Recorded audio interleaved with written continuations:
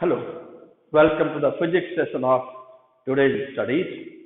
आज फिजिक्स का सेशन है और ये है लेक्चर नंबर 3। हम क्या पढ़ रहे हैं? 12th physics, chapter 1, electric charges and field. और टॉपिक कौन सा चल रहा है? Electric charge. So very very important concept electric charge, it's a basic concept. और हमारे पिछले 2 लेक्चर्स में हमने इलेक्ट्रिक चार्ज को समझा है कि इलेक्ट्रिक चार्ज क्या होता है। इलेक्ट्रिक चार्ज अगर मैं एक सेंटेंस में फिर से बता दूं, जो कि स्टूडेंट्स को हमेशा याद रहना चाहिए, इलेक्ट्रिक चार्ज इलेक्ट्रॉन्स के ट्रांसफर से होता है। एक सब्सटेंस से दूसरी सब्सटेंस में इलेक्ट्रॉन का ट्रांसफर होता है। वो फ्री इलेक्ट्रॉन्स होते हैं ना सब्सटेंस में, जो लूजली बाउंड होते हैं न्यूक्लियस से, वो रबिंग करने से 2 सब्सटेंसेस को की एनर्जी मिलती है उनको, और एक सब्सटेंस से दूसरे सब्सटेंस में जाते हैं, जिससे जहां इलेक्ट्रॉन एक्सेस होते हैं वो नेगेटिवली चार्ज बॉडी कही जाती है, और जहां सब्सटेंसेस में इलेक्ट्रॉन की कमी होती है, डेफिशिएंसी होती है, वहां निश्चित रूप से पॉजिटिव चार्ज की अधिकता होगी, तो पॉजिटिव चार्ज बॉडी कहलाती है। इसका मतलब है, you can define charge, electric charge in one sentence: excess और deficiency of electrons constitutes electric charge. और this electric charge is very very important entity, very very important term, very very important quantity also. Charge is measurable. आज हम ये देखेंगे कि electric charge को major किया जा सकता है, बिल्कुल किया जा सकता है। तो इसका अमाउंट कितना होगा और इसके क्या यूनिट्स होंगी, इलेक्ट्रिक चार्ज को किस यूनिट में हम एक्सप्रेस करेंगे, तो ये सारी चीजें आज हम देखेंगे। तो इससे पहले हम आज का टॉपिक लिख देते हैं। आज का टॉपिक भी बड़ा इंटरेस्टिंग है, उसी कंटिन्यूटी में है। आप पिछले 2 लेक्चर जरूर देखिए, आपको इलेक्ट्रिक चार्ज की बेसिक समझ में आ जाएंगे। और आज तीसरे लेक्चर में हम जो पढ़ने वाले हैं वो है basic properties of electric charge. तो let me write this heading: basic property of electric charge. Basic properties. Okay, these are very important properties. Basic properties of electric charge.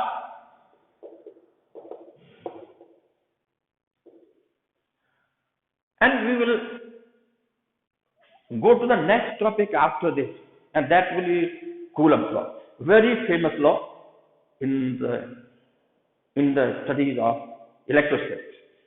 Students, आप जान रहे हैं हम इलेक्ट्रोस्टैटिक्स पढ़ रहे हैं, और इलेक्ट्रोस्टैटिक्स का मतलब ही है properties of stationary charges. Charge स्थिर अवस्था में है तो वो क्या प्रॉपर्टीज रखेगा, न्यूट्रल बॉडीज पे, दूसरे चार्ज पे, और इन प्रॉपर्टीज से हमें फील्ड में क्या क्या टर्म्स मिलेंगी, क्या क्या क्वांटिटीज होंगी, क्या इफेक्ट होगा, ये सब हमने 2 लेक्चर्स में पढ़ा है। आज हम basic properties of electric charge पढ़ते हैं, और चार्ज को हम मेजर भी करेंगे। हम यहाँ उसकी वैल्यू बताएंगे। चार्ज को मेजर करने के लिए बहुत सारी थ्योरीज थी। पहले E/m चार्ज, एक इलेक्ट्रॉन का चार्ज और मास का रेशो निकाला गया था, और इसके बाद मिल्कन्स ऑयल ड्रॉप एक्सपेरिमेंट से इलेक्ट्रॉन का चार्ज निकाला गया था, मिल्कन ने निकाला था। थॉमसन एक्सपेरिमेंट के द्वारा हम इलेक्ट्रॉन के चार्ज और मास का रेशो निकाल पाए थे। ये बहुत अच्छे प्रयोग और सफल प्रयोग रहे थे। और इसके बाद हम मास ऑफ द इलेक्ट्रॉन भी बता पाए थे, और एक बड़ा एटॉमिक फिजिक्स में बड़ी क्रांति आई थी in Thomson experiment, Millikan's oil drop experiment से, और इससे हम इलेक्ट्रॉन के बात किए। अब सवाल ये उठता है कि इलेक्ट्रॉन, इनकी जो डिस्कवरीज है काफी आगे हुई है, तो इससे पहले, बहुत पहले, जब इलेक्ट्रिक चार्ज पता चला, फ्रिक्शनल इलेक्ट्रिसिटी कि इलेक्ट्रिक चार्ज होता है, पॉजिटिव और नेगेटिव होता है, तो फिर इलेक्ट्रिक चार्ज को किस यूनिट में नापा जा रहा था उस समय? तो उस समय इलेक्ट्रिक चार्ज को हम एक यूनिट कहते थे, electrostatic unit of charge, ESU, electrostatic unit of charge. तो एक एक्सप्रेस करने के लिए, मेजरमेंट करने के लिए चार्ज कितनी क्वांटिटी ऑफ चार्ज है, जिसको हम 1 ESU कहेंगे, वो उस समय प्रचलन में थी। लेकिन हम उस स्टेज पे आ चुके हैं जहाँ इलेक्ट्रिक चार्ज के बारे में बहुत सारी थ्योरीज हो चुकी हैं और एक सिस्टम ऑफ यूनिट्स भी बनाया जा चुका है हमारा। देखिए, सबसे पहले अभी मुझे याद आता है जहां तक, सबसे पहले एफपीएस सिस्टम चल रहा था, जो आप क्लास 11 में पढ़ते हैं, foot pound and second system. 3 fundamental quantities थी वहां। ओके, और इसके बाद हमने सिस्टम ऑफ यूनिट्स में बदलाव लाए और जो बदलाव किया गया उसमें एक नया सिस्टम सामने आया, वो था CGS system, centimetre gram second system of units. इसमें लेंथ को सेंटीमीटर में, मास को ग्राम में और टाइम तो सेकंड में है ही, बेसिक यूनिट है। तो ये सिस्टम ऑफ यूनिट्स बनाई गई और इनसे मिलके कोई भी थ्योरी डेवलप होती है, कोई फॉर्मूला का डेरिवेशन होता है और या रिलेशन पता चलता है कि ये क्वांटिटी, ये टर्म दूसरी इन क्वांटिटी पे डिपेंड करती है, तो वो जो क्वांटिटी डिपेंडेंट होती है उसको डिराइव्ड क्वांटिटीज कहते हैं। तो उनकी यूनिट टाइम टू टाइम बनाई गई थी। तो ये उस समय चार्ज की यूनिट इलेक्ट्रोस्टैटिक यूनिट रही होगी। हम आगे के लेक्चर्स में जरूर बताएंगे कि इलेक्ट्रोस्टैटिक यूनिट ऑफ चार्ज क्या क्या होती है और हमारी ऐसा यूनिट ऑफ चार्ज से कितना डिफरेंट है वो। तो हम अभी सिर्फ ध्यान देंगे प्रेजेंट सिस्टम ऑफ यूनिट पर, प्रेजेंट सिस्टम ऑफ यूनिट्स पर, वो है एसआई सिस्टम। और एसआई सिस्टम में चार्ज की जो यूनिट होगी वो हम आपको बताएंगे आज। एक आगे बढ़ने का तरीका है कि हम चार्ज को हम मेजर कर सकते हैं। जैसे देखा ना, मास को मेजर करते हैं। अगर हम कहीं जाए, मार्केट में जाए, और नहीं कहते हैं कि give me this substance, just 1 kg substance I want, तो 1 kg यानी मास आप बता रहे हैं 1 kg। तो हम किसी मास को केजी में रिप्रेजेंट करते हैं अगर वो ऐसा ही सिस्टम में है। सीजे सिस्टम के बाद एमके सिस्टम आया था और एमके सिस्टम के बाद ही ऐसा ही सिस्टम आया। तो हम लेटेस्ट सिस्टम ऑफ यूनिट्स में ही बात करेंगे चार्ज की भी। और यही एक कूलम स्लो आता है। कूलम के नाम पर ही हमने इलेक्ट्रिक चार्ज की यूनिट भी रखी हुई है, जो कूलम कहते हैं।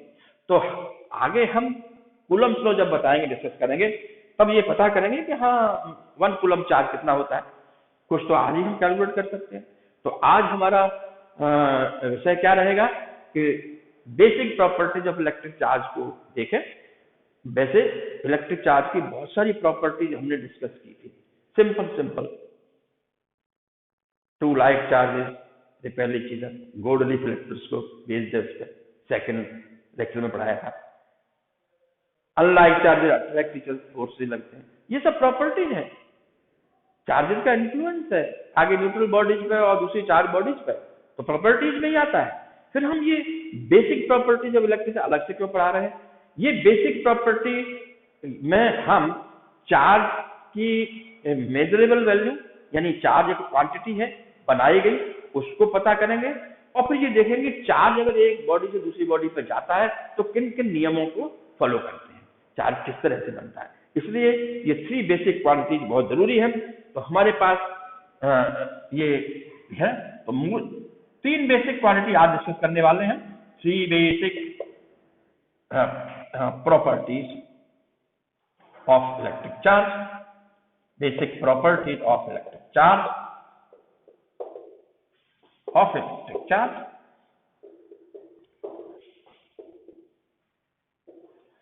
I can list the properties one by one. And number 1, charge is always additive.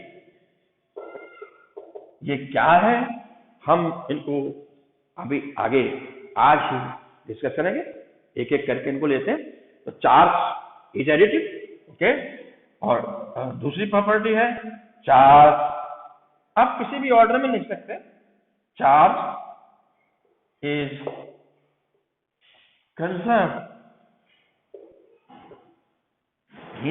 Conservation of charge. अभी कंजर्वेशन शब्द कहाँ और सुना है आपने? कंजर्वेशन ऑफ मोमेंटम लॉ है इसके ऊपर तो, और कंजर्वेशन ऑफ एनर्जी है। Energy can neither be created nor destroyed, may be converted into one form to another, okay. इसी तरह से चार्ज इज कंजर्व्ड भी यहाँ एक प्रॉपर्टी है, बहुत ही इंपॉर्टेंट प्रॉपर्टी है, ये भी हम डिस्कस करेंगे कि और कुछ एग्जांपल्स भी लेंगे इनका।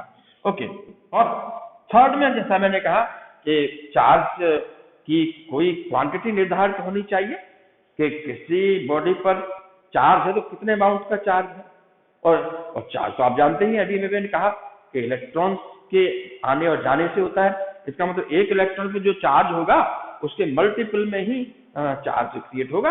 अब एक इलेक्ट्रॉन ट्रांसफर होगा या 2 होंगे या 3 होंगे,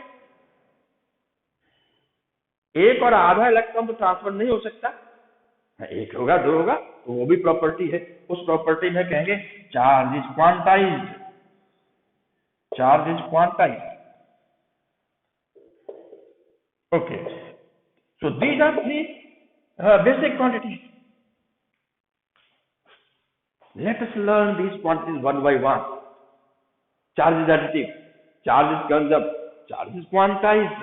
Okay, और हम कुछ न्यूमेरिकल्स भी करेंगे इन खासतौर से चार्ज इज क्वांटाइज पर, और इनके हम कुछ एग्जाम्पल से पढ़ेंगे। तो हम आज बेसिक प्रॉपर्टीज पे अपना अटेंशन फोकस करते हैं, और एक भी कोई कॉन्सेप्ट छूट नहीं जाएगी, सभी कॉन्सेप्ट्स पढ़ेंगे, और इसके बाद हम जाएंगे निश्चित रूप से कंडक्टर्स इंसुलेटर्स क्या होते हैं थोड़ा बताएंगे, और निश्चित रूप से हम कूलम्स लॉ की तरफ बढ़ेंगे।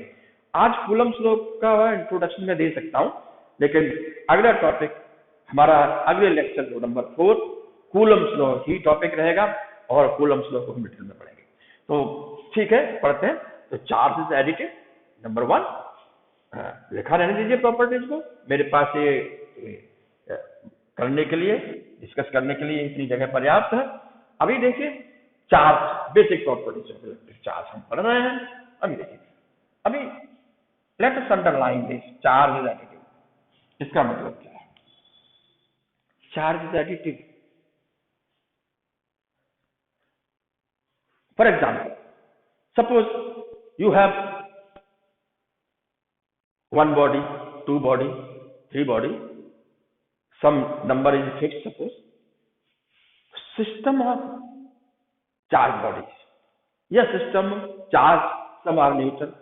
तो पहले आप एक सिस्टम को कंसीडर करिए कि भाई हम इन बॉडीज को देखना चाहते हैं। ओके, और इस सिस्टम में हम अगर देखना चाहें कि चार्ज कितना है, तो हम सभी बॉडीज के चार्ज को हम ऐड कर सकते हैं, देयर इज नो प्रॉब्लम, चाहे वो प्लस हो चाहे माइनस चार्ज हो, हम चार्ज को ऐड विद साइन करेंगे। जैसे मास को ऐड करते, सिस्टम ऑफ बॉडीज पहले कंसीडर किया, जैसे हमारे इस रूम में मान लीजिए जो टेबल पे कुछ 3 बॉडी रखी, स्फीयर रखा हुआ है, सिलेंडर है और कोन है, हम स्फीयर, सिलेंडर और कोन ही बॉडी है, तो इनका मास हम ऐड कर सकते हैं आसानी से, यानी एक एक करके हम वे करें, मास आएगा, और टोटल वे करें वही रहेगा, इनका सम हो जाएगा, सम मास होगा। तो क्योंकि हमें मालूम है कि मास को हम ऐड कर सकते हैं, ऐड है, वैसे ही चार्ज एडिटिव है। लेकिन यहाँ मास के एडिशन में और चार्ज के एडिशन में थोड़ा डिफरेंस है। क्या डिफरेंस है? कि यहाँ चार्ज 2 तरह का होता है, पॉजिटिव एंड नेगेटिव। मास में ऐसा पॉजिटिव नेगेटिव नहीं होता है। ओके, लेकिन ये भी प्रयोगों से देखा गया है कि चार्ज अगर एक बॉडी पे प्लस चार्ज है, दूसरी बॉडी पे माइनस चार्ज है, और कुछ अमाउंट है इन सर्टेन यूनिट्स, कोई भी आर्बिट्ररी यूनिट चलेगी, लेकिन एक ही यूनिट होनी चाहिए, चाहे आप ESU electrostatic unit of charge जो बहुत पहले हम सीजीएस सिस्टम ऑफ चार्जेज में चल रहे थे, या लेटेस्ट सिस्टम ऐसा सिस्टम में कूलम है, चार्जेज में कूलम में कर सकते हैं। बाद में ये भी पढ़ेंगे कि क्या 1 कूलम 2 कूलम चार्ज बॉडी पे आ सकता है, या ये how big this is charge is, how big is this charge 1 coulomb, ये भी देखेंगे।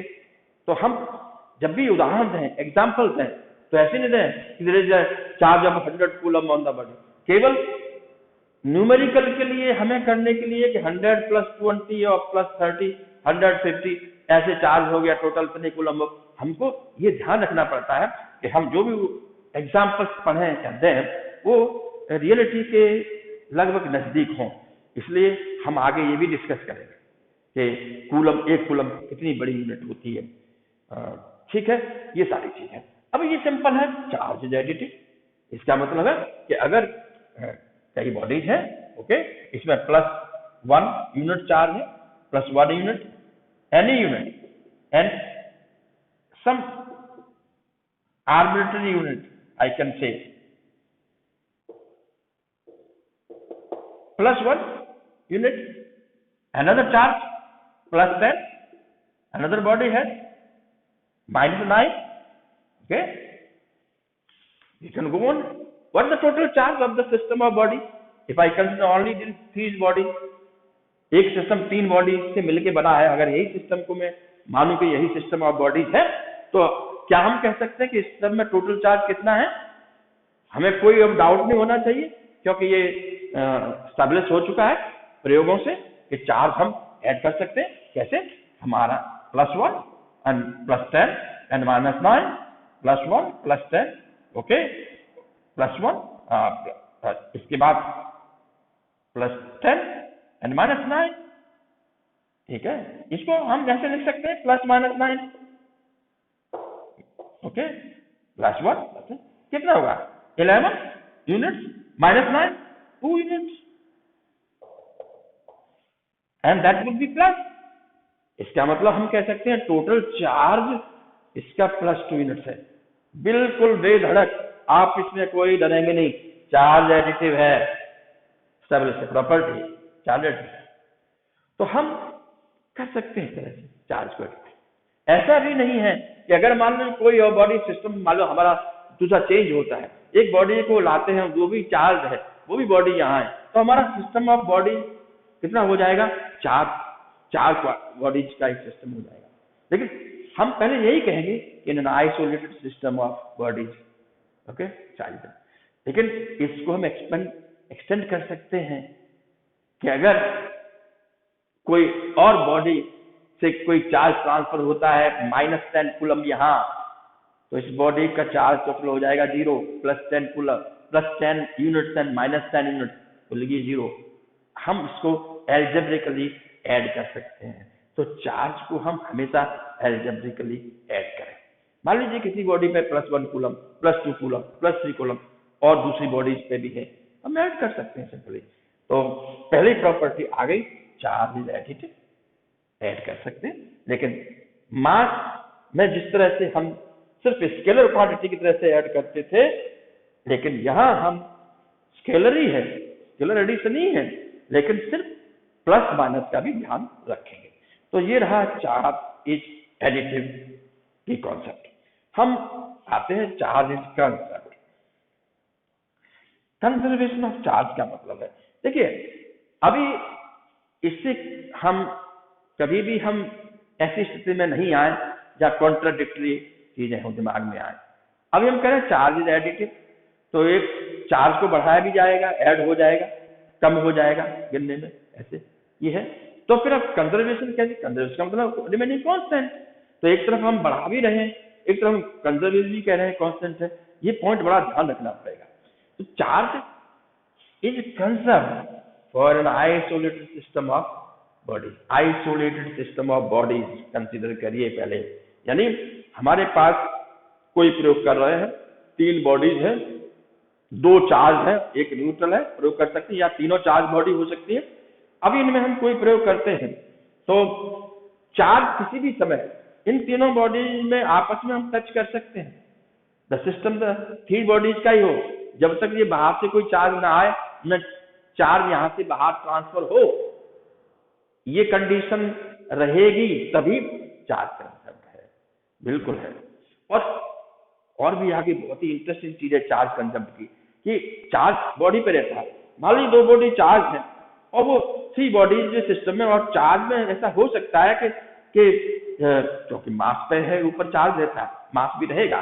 क्या ऐसा हो सकता है कि अगर एक बॉडी वेरी स्मॉल पार्टिकल है, मान लीजिए वो पार्टिकल डिसअपियर हो, हट जाए, ठीक है, और किसी दूसरे 2 पार्टिकल में हो जाए, यानी हमारे पास 3 पार्टिकल्स हैं या 3 बॉडीज हैं, एक बॉडी हटके दो बॉडी में डिवाइड हो गई, दो हो गए, तब भी क्या चार्ज वही रहेगा? यस, तो तब भी चार्ज कंजर्व रहेगा, बिल्कुल है, ये मतलब है। मैं इसको केवल बॉडीज, जब भी मैं कहता हूं चार्ज बॉडी, इसका मतलब है आपके दिमाग में वही बहुत बड़ी बॉडी और उस दिमाग में जाता होगा, लेकिन यहाँ मेरा बॉडी का मतलब है ऑब्जेक्ट।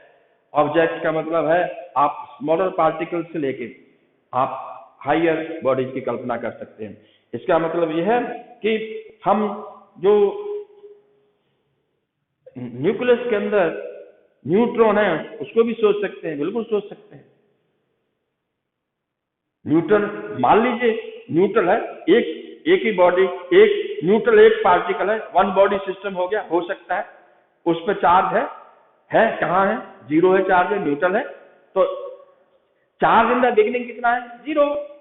अगर मान लीजिए न्यूट्रॉन कन्वर्ट हो जाता है एक प्रोटॉन और एक इलेक्ट्रॉन में, मान लीजिए, आप जानते हैं कि प्रोटॉन का मास न्यूट्रॉन के मास से थोड़ा कम होता है। अगर न्यूट्रॉन कन्वर्ट होकर प्रोटॉन और इलेक्ट्रॉन में हो जाता है तो पहले न्यूट्रल बॉडी थी, यानी जीरो चार्ज था, अब वही चार्ज में कन्वर्ट हो गया, तो प्रोटॉन और इलेक्ट्रॉन में कन्वर्ट हो गया। तो अब टोटल करिए चार्ज को, प्लस चार्ज, प्रोटॉन का चार्ज इतना होता है, उतना ही इलेक्ट्रॉन का चार्ज होता है, मास अलग अलग है, मास अलग, इलेक्ट्रॉन का मास तो नेग्लिजिबल होता है थोड़ा, तो न्यूट्रॉन का मास प्रोटॉन के मास इतना ज्यादा है। देखिए, ये मैं एक ब्रॉड सेंस में बता रहा हूं। न्यूक्लियर फिजिक्स में हम ये सारी चीजें बहुत माइक्रोस्कोपिक वे में पढ़ेंगे, माइक्रोस्कोपिक व्यू देखेंगे सभी का। मैंने तो एक उदाहरण दिया हुआ है कि क्या हम माइक्रोस्कोपिक वो लेवल पे ये लिख सकते हैं, कह सकते हैं, बिल्कुल कह सकते हैं। So charge is always conserved, but for the isolated system of bodies, body का जो सिस्टम आपने कंसिडर किया है, इसके बाद जो भी प्रयोग उनमें आपस में टच करने से होते हैं, या वो एक बॉडी दूसरी बॉडी आइडेंटिटी खो देती है दूसरी बॉडी, तब भी चार्ज हमेशा कांस्टेंट रहेगा आइसोलेटेड सिस्टम, वहीं के वहीं। ओके, और चार्ज एडिटिव का मतलब है कि आप संख्या बढ़ाते जाइए सिस्टम में, ठीक है, उसमें भी चार्ज है तो ऐड कर लीजिए, ऐड प्लस माइनस से हम जाने कि चार्ज कम हो गया। हाँ, पॉजिटिव चार्ज कम होने का मतलब है नेगेटिव चार्ज बढ़ना, वो तो हम पहले से मालूम है। तो ये प्रॉपर्टी, हमने दो प्रॉपर्टी डिस्कस की, चार्जेस कंजर्व। देखिए एक एग्जांपल और ले लेते हैं कंजर्वेशन का चार्ज का। देखिए मान लीजिए मैं 3 सिस्टम ऑफ बॉडी लेता हूं, 3 स्फीयर्स हैं, ओके, सेम सब्सटेंस, ओके, और इनकी डायमेंशन भी सेम है, आइडेंटिकल है, ठीक है। पॉइंट पे चार्ज में पॉजिटिव चार्ज ही मान लेता हूं, ये पॉजिटिव चार्ज इसके ऊपर है, मान लीजिए ये, अभी इस पे मान लीजिए प्लस हमारे पास 22 यूनिट्स है, चार्ज है, यूनिट्स ऑफ चार्ज 22 माइक्रोकूलम मान लेते हैं, ठीक है, प्लस 22 यूनिट्स ऑफ चार्ज है, ओके। एक पास 38 कूलम मान लीजिए, प्लस वही बड़ा चार्ज हो गया, 38 यूनिट्स ऑफ चार्ज है, ओके। ये बॉडी है, टोटल ये न्यूट्रल है मान लीजिए, neutral body, no charge, zero charge, zero है, ओके।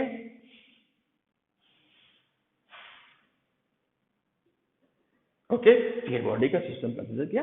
मान लीजिए कंजर्वेशन का हम ये एग्जांपल ले रहे हैं, ओके, कंजर्वेशन का डिस्कस कर रहे हैं। 38 यूनिट्स ऑफ चार्ज एक बॉडी पे है, 22 है, 38 और 22 चार्ज एडिटिव किया, 38 22 38 plus 2 40 40 plus 2 60 units of charge, और दोनों पॉजिटिव में ऐड कर लिया, चार्ज इज एडिटिव, ओके। ये भी पता चल गया चार्ज इज एडिटिव है, ओके। हमारे पास उसका भी लिया, यानी हमें यहां अगर हम total charge at initial stage हम देखना चाहें, stage, okay, initial stage equal to क्या करेंगे, plus 22 plus 38 plus 0, the body charge also counted, neutral body का चार्ज भी काउंट हो गया, जीरो चार्ज, तो कितना हो गया, equal to +60, okay, +60 units of charge, okay, +60 units of charge. अभी हम आइसोलेट करें माने सिस्टम को, क्या यहां से कोई ऐसा मैकेनिज्म नहीं है, कोई भी कंडीशन नहीं है कि यहां से चार्ज बाहर चला जाए, इस सिस्टम से नहीं है, अलाउड नहीं करेंगे, या बाहर से कोई चार्ज आ जाए या चौथी बॉडी आ जाए। इनिशियल स्टेज पे 3 बॉडी है और फाइनल स्टेज पे आप 4th बॉडी भी आ गई तो आप गलत हो गए, तो ये लागू नहीं होगा कंजर्वेशन का, ये आइसोलेटेड सिस्टम में लागू होता है। तो ये कंडीशंस हैं, कंजर्वेशन ऑफ मोमेंटम में भी कंडीशन है, कंजर्वेशन ऑफ एनर्जी में यूनिवर्सल लॉ है, वो पूरे सिस्टम में, पूरे यूनिवर्स में law of conservation energy valid है, ओके। अभी इसमें हम आगे और आगे डिस्कस करेंगे कि law of conservation of energy क्या रियली इस पूरे यूनिवर्स में कहीं फेल होता है क्या। बहुत सारी कॉन्सेप्ट्स आने वाली हैं, आप ध्यान रखिए। आप चैप्टर 1 की शुरुआत है, हम आगे चैप्टर जो लास्ट है इलेक्ट्रॉनिक डिवाइसेस और न्यूक्लियर फिजिक्स में बहुत सारी चीजों की बात करेंगे। अभी पहले समझ लें कि ये चार्ज इनिशियल स्टेज और फाइनल स्टेज पे कैसे कंजर्वेशन हम देखते हैं, वो देख रहे हैं। तो +60 यूनिट्स ऑफ चार्ज। अभी देखिए हम सेकंड और थर्ड 3 स्टेज में डिस्कस कर सकता हूँ। फर्स्ट स्टेज में ये रहा, okay, this the example which I am giving. मेरे दिमाग में जब बात आई कि अगर ऐसा है तो देखिए कंजर्वेशन है हो कि नहीं, ऐसा होगा, ये कॉन्सेप्ट आपको क्लियर हो जाए इसलिए एग्जांपल दे रहा हूं। तो यहां देखिए +22 38 +0 हो गया 6 + 16 यूनिट्स, ओके। आइडेंटिकल बॉडीज का उदाहरण ले रहा हूं। आप कहेंगे साहब अगर ये स्मॉलर है, एक बड़ी है, या पॉइंट चार्जेस है, ठीक है, वो अलग डिस्कस करेंगे, लेकिन पहले मैं एक पर्टिकुलर एग्जांपल की तो बात कर लूं तो कैसे हम कंजर्वेशन हिसाब लगाते हैं ये चीजें।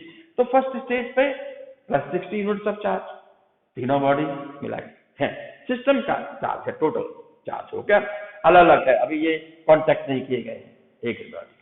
अभी मान लीजिए सेकंड स्टेज पे मैं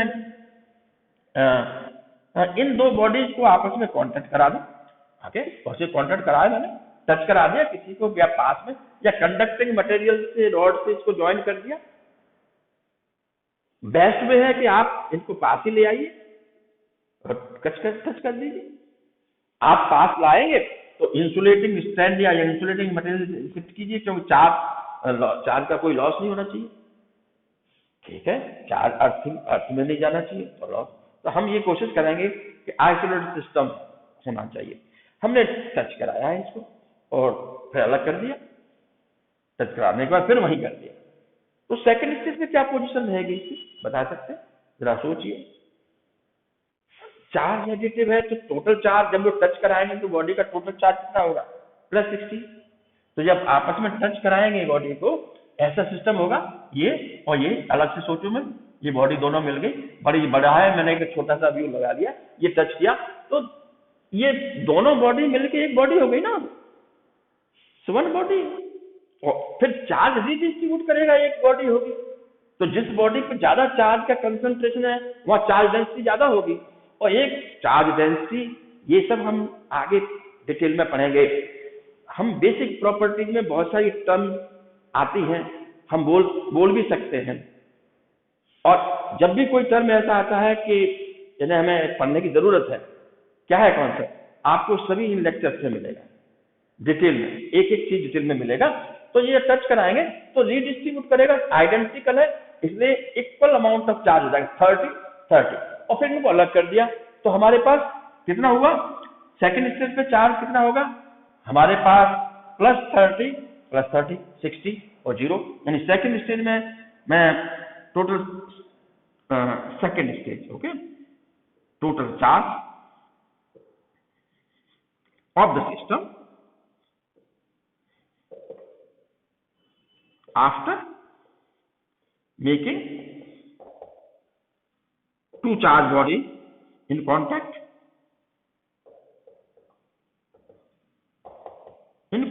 and then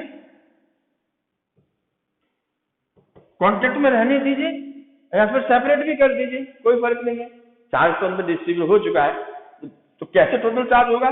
+30 plus 0 equal to +60 unit. Okay, +60 unit सब चार्ज हो जाएगा। तो +60 यूनिट इनिशियल स्टेज पे भी है और सेकंड स्टेज पे भी +60 यूनिट सब चार्ज ही रहा। चार्ज कंजर्व है, कांस्टेंट है। ये प्रयोगों से भी सब प्रूव किया जा सकता है, देखा गया है। और एक कॉन्सेप्ट भी है, इस आधार पे हम बोल भी सकते हैं कंजर्व है। क्या होगा अगर थर्ड स्टेज पे हम लें? अगर मान ली ऐसा हो, ये दोनों बॉडीज मिलाने के बाद थर्ड बॉडीज को भी इसको कांटेक्ट में कर दिया जाए तो क्या होगा? न्यूट्रल बॉडीज को टच करा के छोड़ दिया जाए, देन ये यहां से हम इन बॉडीज को अलग कर दिया मान लीजिए, तब क्या होगा? ये मैं यहां से हटा देता हूं, ये हटा देता हूं। ये क्या ये न्यूट्रल बॉडी रहेगी? Is still neutral body. ये ए बॉडी है, ये बी है और ये सी है। कांटेक्ट कराने के बाद हटा दिया, तो क्या ये चार्ज रहेगी? अगर रहेगी तो कितना चार्ज होगा इसके ऊपर? इन पे क्या होगा जरा सोचिए। क्यों? कंजर्वेशन के कॉन्सेप्ट आपको क्लियर है तो आप तुरंत बता देंगे। हमने किसी बाहर से इनको नहीं किया, आपस में कांटेक्ट कराया, हटा दिया, चार्ज के देख रहे हैं चार्ज कहीं लॉस तो नहीं हो गया ट्रांसफर होने में या इधर उधर जाने में, है ना? नहीं होगा क्योंकि हम चार्ज कंजर्व कहते हैं। तो हमारे पास 60 रहना चाहिए, तो 60 होगा। इसका मतलब क्या है? जब यहाँ होगा तो एक बॉडी हो गई, तो पूरी body all the 3 identical body will have total charge 60 unit. अब उनको सेपरेट कर दिया, चार्ज डिस्ट्रीब्यूट के बाद सेपरेशन कर दिया, रिडिस्ट्रीब्यूट हो गया, अलग अलग इक्वल डेंसिटी हो जाएगी सब पर चार्ज की। फिर भले ही आप कांटेक्ट में रहने दीजिए या दूर हटा दीजिए, सिस्टम तो वही 3 बॉडीज का है। 3 बॉडी हटा दिया तो कितना हो जाएगा? निश्चित रूप से 20 रह जाएगा, +20 सभी प्लस चार्ज है। ओके, यह that this is also +20। Okay, +20 again third stage. So total charge at the third stage. तो ये थर्ड स्टेज का देख लेते हैं। Total charge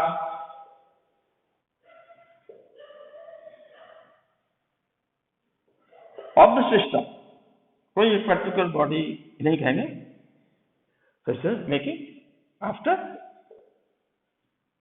making contact of all the 3 bodies। जो हमारे सिस्टम को है 3 बॉडीज होगी, हम इसको लिख सकते हैं +20 equal again +60 units. Okay, +60 units of charge. तो ये एक मैंने कल्पना किया कि चार्ज अगर इस तरह से है तो हम इस बेसिक प्रॉपर्टी के आधार पर कह सकते हैं कि इन बॉडीज पर चार्ज इस थर्ड स्टेज पर ये होगा +20। अब इस तरह के न्यूमेरिकल पर ध्यान देंगे हम आगे। कूलम्स लॉ में फोर्स कैसे कैलकुलेट करते हैं, 2 बॉडीज चार्ज बॉडीज को पास में रखते हैं या दूर रखते हैं, उनके बीच में सेपरेशन है तो उनके बीच में फोर्स लगेगा, है ना? अब कभी कभी ऐसा पूछ लेते हैं कि भाई 2 बॉडी फोर्स ना ये है, ठीक है, अभी एक थर्ड बॉडी न्यूट्रल चार्ज, उन दोनों पे बारी बारी से टच कर दिया है, अब फिर से दोनों पे फोर्स बताओ कितना है या फोर्स का रेशो निकाल लीजिए। तो हमें जब तक कंजर्वेशन का आइडिया नहीं है तो हम रुक जाएंगे वहीं पर। अभी रुकना नहीं, आगे बढ़ना है। हमेशा ध्यान रखना चार्ज एडिटिव ये कॉन्सेप्ट जहां आपको लागू हो लगाना। चार्ज कंजर्व लगाना, आइसोलेटेड सिस्टम है कि नहीं जरूर देखना, तो चार्ज कंजर्व हो जाएगा। तो ये कुछ प्रयोग हमने उदाहरण के तौर पे दिए हुए हैं और ये दोनों कॉन्सेप्ट को समझने के लिए I hope you will be understanding the 2 concepts. Now let us come to the third basic property. It's a very important. It's written in the last, but it's very important. इन दोनों से भी अधिक important मान लीजिए। यहां हम कुछ quantity assign कर रहे हैं कि चार्ज, एक इलेक्ट्रॉन पे चार्ज कितना होता है हमें पता चल जाए तो हम किसी बॉडी पे charge as a quantity calculate कर सकते हैं, बता सकते हैं। Calculation means numerical start. Now numerical starting ये जरूर ध्यान रखना, और फिजिक्स में न्यूमेरिकल का बड़ा योगदान है। आपके कॉन्सेप्ट को मजबूत करने के लिए न्यूमेरिकल्स करना बहुत जरूरी है। मैं तो हमेशा स्टूडेंट से कहता हूँ 4 चीजों को बहुत ध्यान रखो। जैसे 4 हेडिंग्स में ही पढ़ाता हूँ, कोई भी डिवाइस आए तो 4 हेडिंग्स में प्रिपेयर करना चाहिए। अभी डिवाइस गोल्डी फ्लेक्सोस्कोप निकल चुका है, एक डिवाइस, और 4 हेडिंग्स क्या बताए थे। हाँ, कोई भी डिवाइस हो 4 हेडिंग्स में प्रिपरेशन करो। क्या क्या है? पहला डिवाइस प्रिंसिपल, प्रिंसिपल लिखो 2-4 लाइनों में, किसके लिए बनाया जाता है, क्या सिद्धांत है। दूसरा construction and working with diagram, दूसरा हेडिंग हो गया, डिटेल में लिख दो। थर्ड ए थ्योरी, थ्योरी में आप डेरिवेशन कर सकते हैं, ओके, थर्ड कॉन्सेप्ट है। फोर्थ में कोई डिवाइस है तो उसका उपयोगिताएं भी तो होंगी, एप्लीकेशन क्या है, एप्लीकेशन लिख सकते हैं। जिस तरह से 4 हेडिंग्स में आप प्रिपरेशन करते हैं किसी भी फिजिकल डिवाइस है या फिजिक्स में कोई भी डिवाइस है, इलेक्ट्रिकल डिवाइस, लाइट का कोई डिवाइस, आप इन हेडिंग्स में करिए, प्रिपरेशन करिए, अलग अलग कर सकते, अलग अलग एक साथ चारों हेडिंग्स नहीं पूछे जाएंगे, इतना सारा लिखने को नहीं जाएंगे, उनमें से ही क्वेश्चन बनते हैं। मैं आपकी प्रिपरेशन की बात कर रहा हूँ, ये करने से पहले बताता हूँ, 1 टाइम पहले आपको वो तैयार कर देता हूँ। इसके बाद मैं 4 चीजों पर बड़ा ध्यान देता हूँ, स्टूडेंट्स को कहता हूँ हमेशा, आप कॉन्सेप्ट समझिए, लर्न द कॉन्सेप्ट, लेकिन उनको मेमोराइज भी करना जरूरी है, मेमोरी में लाना जरूरी है। तो मेमोरी में कौन सी चीज है, यानी नॉलेज टाइप चीज दिमाग में होनी चाहिए। एक तो हम हमें कॉन्सेप्ट मेमोराइज किया, याद किया, और फिर उसको हमने अप्लाई किया, हमें पक्की तरह से याद है तभी तो उसे अप्लाई करेंगे। हमें फॉर्मूला अच्छी तरह से याद है तभी तो हम उसको न्यूमेरिकल कर सकते हैं। अगर याद नहीं है, याद का मतलब है आप उसको अच्छी तरह से रट लो, समझ पहले लो, इसके बाद रट लो। मैं ये नहीं कह रहा हूँ रट लो किसी कॉन्सेप्ट को, ये नहीं कह रहा हूँ। मैं कह रहा हूँ कि भाई समझ लीजिए पहले, और फिर उनको ऐसे याद कीजिए, मेमोरी में इस तरह से याद कीजिए कि आप नहीं भी रटे तो आप लिखते समय कम समय लें, कम समय में सोच के लिखना नहीं है, अच्छी तरह से याद नहीं तो सोच के लिखना है। कोई शब्द आइसोलेटेड सिस्टम ये वर्ड हट गए मान लीजिए तो आप गलत प्रॉपर्टीज के ले जाएंगे।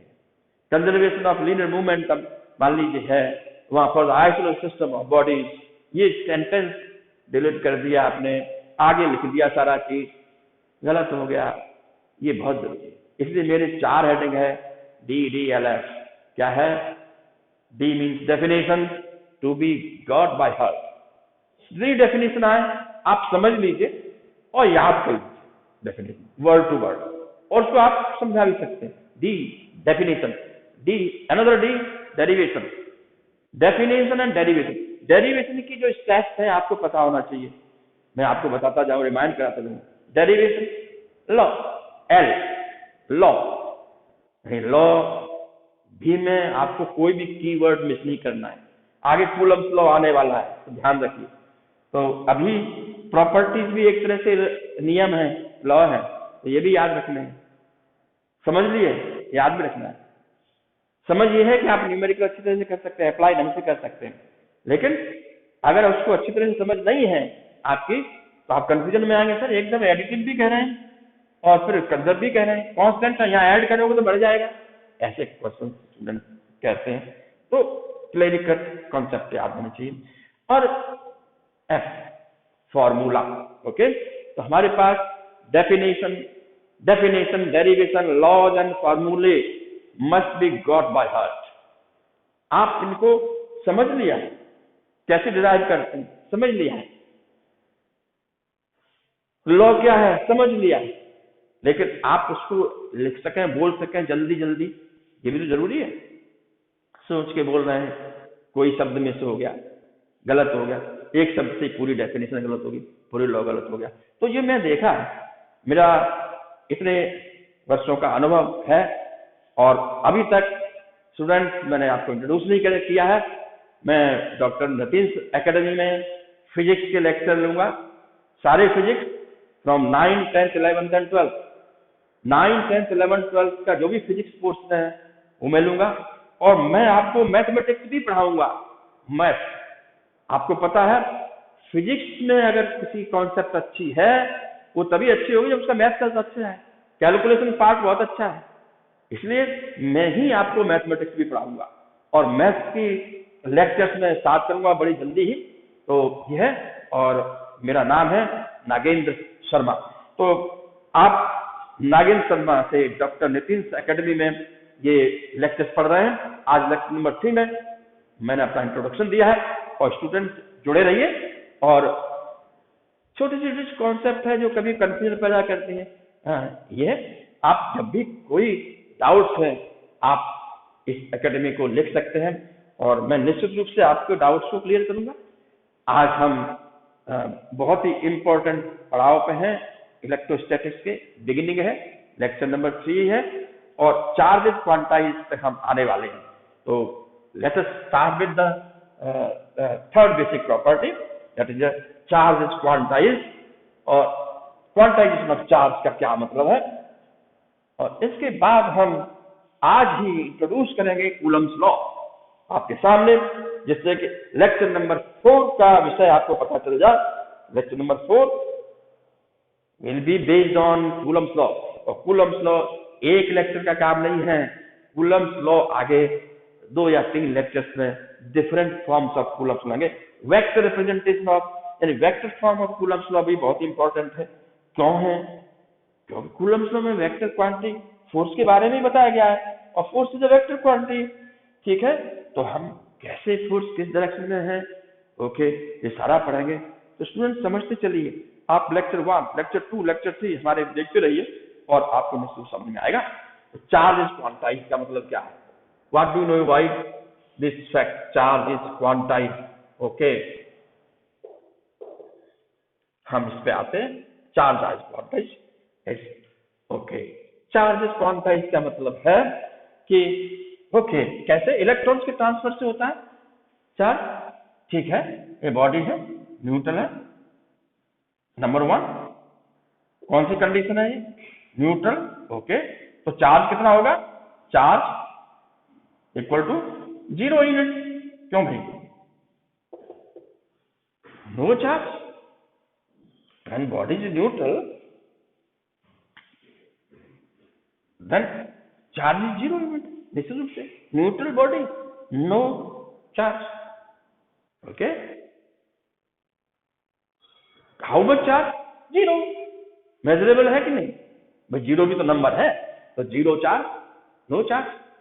0 तो सब जगह है, वेक्टर अलजेब्रा में 0 वेक्टर डिफाइन करते हैं, स्केलर में भी 0 होता है। ओके, बहुत सारा चीज है। तो 0 चार्ज 0 है, क्वांटिटी 0 है। हमारे पास दूसरा हमारे पास इस बॉडी से एक इलेक्ट्रॉन ट्रांसफर हुआ, मान लीजिए। सेकंड यहां बना लेता हूं बॉडी। ओके, एक इलेक्ट्रॉन बाहर आ गया, बाहर चला गया, तो बॉडी चार्ज है 1 electron transfer. Okay, body charge. एक इलेक्ट्रॉन पे जितना चार्ज होगा उतना ही बराबर यहाँ पे कौन सा चार्ज डेवलप होगा? नेगेटिव चार्ज गया यहाँ से। अब ये कैसे जाएगा? अपने आप तो जाएगा नहीं। इसको जाने के लिए मैंने बाकी के प्रोसेस नहीं दिखाया है, तो बैकग्राउंड में रखा है। जैसे करंट फ्लो होता है तो हम रॉड में करंट दिखाते हैं, सर्किट पीछे बना होता है बैकग्राउंड में। तो किस प्रोसेस से ट्रांसफर हुआ? रबिंग से हुआ होगा। 3 प्रोसेस मैंने बताई थी चार्ज करने के किसी बॉडी को, न्यूट्रल बॉडी से। और चार्ज को करने के लिए चाहे एक ही ट्रांसफर हो इलेक्ट्रॉन, या एक इलेक्ट्रॉन आए, तो मैं ट्रांसफर की बात कर रहा हूँ, आपको पूछता भी चल रहा हूँ साथ साथ। तो इलेक्ट्रॉन ट्रांसफर हो जाने से किस तरह की चार्ज बॉडी में क्या लिखूं? इस बॉडी पे चार्ज प्लस या माइनस दूंगा। ओके, और वैल्यू कितनी दूंगा यहाँ लिखता हूँ। तो पहले तो ये निशान कर लेते हैं कि बॉडी चार्ज हो जाएगी कि नहीं, प्लस चार्ज। क्यों? इलेक्ट्रॉन डेफिशिएंसी होगी। एक्सेस और deficiency of electrons constitute an electric charge. तो डेफिशिएंसी ऑफ इलेक्ट्रॉन है।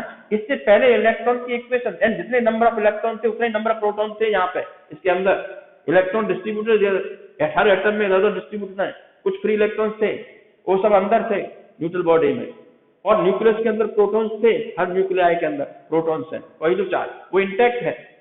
इलेक्ट्रॉन के एक भी इलेक्ट्रॉन ट्रांसफर होगा तो सबसे पहली आइडेंटिटी, एक इलेक्ट्रॉन पे जो चार्ज है उतना बराबर बॉडी चार्ज हो जाएगी। तो ये बॉडी का चार्ज इनिशियल स्टेज पे, पहली स्टेज पे चार्ज हो जाएगा equivalent to 1 electron, equivalent to charge on one electron, charge on one electron. Okay, तो वन इलेक्ट्रॉन का चार्ज कितना है, ये मैंने जैसे कहा अभी बिगिनिंग में इस लेक्चर की में कि इलेक्ट्रॉन के चार्ज और मास का रेशो और चार्ज का अलग से सेपरेशन, फिर मास को अलग से निकाला जा चुका है, और ये चार्ज को हम Q से डिनोट करने वाले हैं। ओके, और हमारे पास वन इलेक्ट्रॉन का चार्ज आएगा।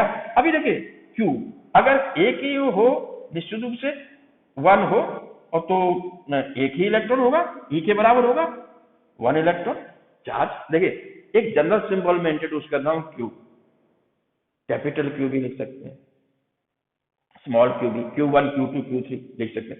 आज मैंने नोटेशन शुरू कर दिया है। अभी तक इलेक्ट्रिक चार्ज को हम थ्योरीज पढ़ रहे थे, जैसे मैंने कहा थर्ड बेसिक प्रॉपर्टी में हम charge as a quantity introduce कर रहे हैं, तो चार्ज Q से नोट करेंगे। ये चार्ज एक कोई भी चार्ज हो सकता है, इट कैन टेक एनी से। ये पर्टिकुलर बता दिया कि वन इलेक्ट्रॉन, इस केस में एक इलेक्ट्रॉन के बराबर, तो मैग्नीट्यूड निकालना हूं, चार्ज स्केलर क्वांटिटी होती है। ओके, हमारे पास E के बराबर एक इलेक्ट्रॉन के बराबर चार्ज, और इलेक्ट्रॉन के बराबर चार्ज कूलम्स में अगर हम ESG की value 1.6 × 10⁻⁻19 Coulomb's, C stand for coulomb, यानी ये इसको हम COULOMB कूलम कहेंगे। तो 1.6 × 10⁻19 कूलम है, और हमारे पास एक ये E की वैल्यू है Q, एक इलेक्ट्रॉन की वैल्यू, तो हमारे पास इसमें जो चार्ज आ जाएगा वो कितना होगा, यहां हम कह सकते हैं Q equal two plus 1.6 × 10⁻⁻19 coulomb charge. ये रहा, यहाँ जीरो चार्ज था, जीरो थी, यहां मैंने यूनिट भी लगा दिया कूलम, तो इतना चार्ज देखिए, तो 1.6 × 10⁻19 कूलम चार्ज होगा। क्या आधा इलेक्ट्रॉन ट्रांसफर हो सकता है? आधा 1.6 का हाफ कर सकते हैं, 0.8 नहीं कर सकते हैं, बिल्कुल एक इलेक्ट्रॉन हो जाएगा या दो जाएगा। तो आप देखिए कि यहाँ 1.6 × 10⁻19 इलेक्ट्रॉन हुआ, जीरो इनके बीच में और कोई चार्ज नहीं है, यही है, जीरो से जंप करोगे तो यार 1.6 × 10⁻19 कूलम कम से कम चार्ज होगा उस पर। ये तो चार्ज कंटिन्यूटी नहीं है, मास कंटिन्यूस होता है। मास, अरे मास की आप कल्पना कर सकते हैं कि मास को आप 0.02345 एक ग्राम में लिख सकते हैं, मिलीग्राम, जो 2, 3, 4, 5, 6 मिलीग्राम हो सकता है मास हो सकता है। आप किसी भी डिजिट पर थोड़ा सा मास कम कर दीजिए, हो जाएगा, मास एग्जिस्ट करेगा, मास में कंटिन्यूटी है, कोई बीच में ब्रेक एब्सेंस नहीं है कि ये फिगर नहीं होगी, ये मास नहीं हो सकता, नहीं सोच ही नहीं सकते। लेकिन चार्ज में हमें सोचना होगा कि चार्ज एक इलेक्ट्रॉन के बराबर चार्ज होगा, इलेक्ट्रॉन ही ट्रांसफर से होते हैं। मैं पहले 2 लेक्चर में ये कहता आ रहा हूँ, चार्ज इलेक्ट्रॉन का है। तो हमारे पास तीसरी कंडीशन क्या होगी? तीसरी कंडीशन है 2 इलेक्ट्रॉन ट्रांसफर कर दिए गए तो क्या होगा, 2 इलेक्ट्रॉन ट्रांसफर्ड, मान लीजिए बारी बारी में थर्ड केस में, तो चार्ज होगा Q डैश, दूसरा चार्ज होगा बॉडी, ये बना दी मैंने, और 2 इलेक्ट्रॉन ट्रांसफर हो गए हैं, E माइनस, तो ये प्लस 2E होगा चार्ज। अभी मैं E आपको E शब्द लिख सकता हूँ, एक इलेक्ट्रॉन लिखो तो मैं प्लस 2E कह सकता हूँ, और एक E हमारे इसके बराबर है। ओके, ये E है, तो मैं Q यहाँ पे Q इक्वल टू E कह सकता हूँ, ठीक है, Q इक्वल टू E है, ये इतना चार्ज है, ये माइनस 2E। इसका मतलब है Q डैश होगा 3.2 × 10⁻⁻19 कूलम। तो 1.6 फिगर देखिए, 0, 1.6 × 10⁻⁻19 न्यूमेरिकल वैल्यू, ठीक है, यूनिट्स है। इसके बाद 3.2 × 10⁻19 हो गया। इसके बाद 3 इलेक्ट्रॉन होंगे तो 16 की टेबल पढ़ लो आप, 16 2 जा 32, 3.2, 16 3 जा 48, 4.2 10⁻19। Okay, coulomb. Okay, number 1 case, 2 case, 3 case, 4 case and so on, आप देख लीजिए। तो हमारे पास जो क्या मैं कहूं कि चार्ज 1.9 × 10⁻⁻19 हो सकता है क्या कूलम? इतना ये हो सकता है? नहीं हो सकता है। इनका इसका मतलब है 1 into this, 2 into 1.6, 3 into 4 into, यानी n चार्जेज अगर n इलेक्ट्रॉन ट्रांसफर होते हैं तो चार्ज होगा n into e, तो 2e, 3e, 4e, 5e, okay, multiples of e। इसका मतलब है मैं कह सकता हूं कि Q अगर चार्ज है बॉडी पे तो ये e के मल्टीपल्स पे ही होगा, Q is equal to ne। So this is a very important formula। I have got numericals तैयार हो जाएंगे न्यूमेरिकल्स करने के लिए। आगे हम कुछ न्यूमेरिकल्स भी कराएंगे। आज मैं समझता हूं कि मुझे basic properties of electric charge पर कंसंट्रेट करना है, क्योंकि समय अधिक हो गया। आज के लेक्चर को मैं यहीं खत्म करना चाहूंगा, क्योंकि आपकी प्रॉपर्टी समझ रहे हैं, एक फॉर्मूला है Q इक्वल टू Ne, इसके संबंध में न्यूमेरिकल्स के साथ में और कूलम्स लॉ। तो कूलम्स लॉ हमेशा 2 पॉइंट चार्ज के बीच में होता है, और आगे हम पढ़ा पाएंगे नेक्स्ट लेक्चर, ठीक है। नेक्स्ट कॉन्सेप्ट होंगे हमारे पास। नेक्स्ट कॉन्सेप्ट निश्चित रूप से कूलम्स लॉ रहेगा। कूलम्स लॉ पढ़ेंगे हम, और कूलम्स लॉ पॉइंट चार्जेस के बीच में, पॉइंट चार्ज है, ध्यान रखना, कूलम्स लॉ में पॉइंट चार्जेस के बीच में फोर्स लगता है। तो ये Q1 है और ये Q2 है, 2 चार्जेस हैं, और मान लीजिए इनके बीच में डिस्टेंस सेपरेशन R है, मान लीजिए, तो फोर्स कितना लगेगा, F equal to how much this, how much force. तो हम कैलकुलेशन पार्ट में पहुंच गए। जैसे जैसे इलेक्ट्रिक चार्ज को मैंने क्वांटाइजेशन के बाद क्वांटिटी असाइन किया कि चार्ज इतने क्वांटिटी का हो सकता है। अभी चार्ज पॉइंट चार्जेस पे है तो एक दूसरे को रिपेल करेंगे या अट्रैक्ट करेंगे तो कितने फोर्स से अट्रैक्ट करेंगे, ये कूलम ने देखा और बहुत ही अच्छा लॉ दिया है, कूलम्स लॉ। तो फ्रेंड्स, आज हम यही खत्म करते हैं basic properties of electric charge से। आप keep learning the things properly, conceptualize the things, concept clearly, and keep watching Dr. Nitin's Academy. This is Nagendra Sharma finishing this lecture number 3. Okay, good luck.